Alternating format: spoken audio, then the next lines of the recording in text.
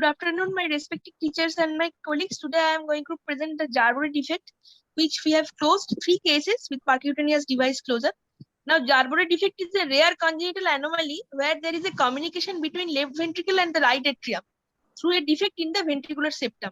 This anomaly accounts for less than 1% of all cardiac defects, and it is of two types, direct and indirect, as per Moss. And direct defect is located in the membranous septum between LV to RA, and indirect defect, there is the presence of perimembranous VSD and associated with tricuspid regurgitation. The VSD jet is redirected as TR. Now we have closed the intermediate Jarbury in 3 cases. I will describe 3 cases in short. Case 1 was an 8-year-old girl in which we have, after LV angio, we have formed a AV loop. Through the LV side, we have crossed the defect, and it was associated with a VSD. And there were 2 jets above and below the septal defect of the tricuspid valve. And we have closed it from the RV side after AV loop, snaring it from the RV side with a 12/10 ADO1. In the second case, we have done it from the RV side. We have crossed the VSD from the RV side, and it was finally closed with a 10/8 LifeTech ADO1 device.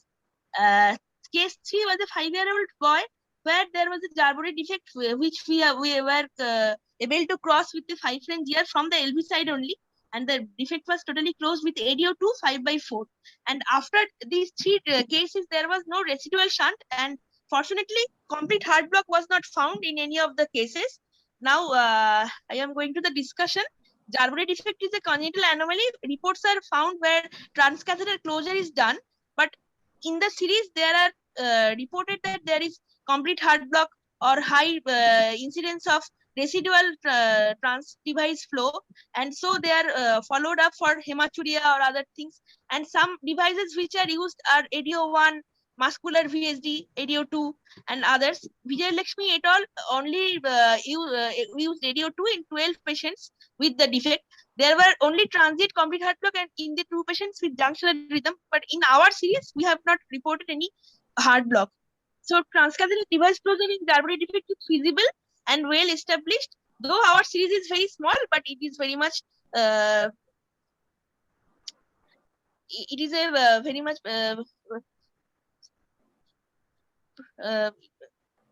treatment for the intermediate Jarbury defect. These are the pictures where you can see the 2 jets, one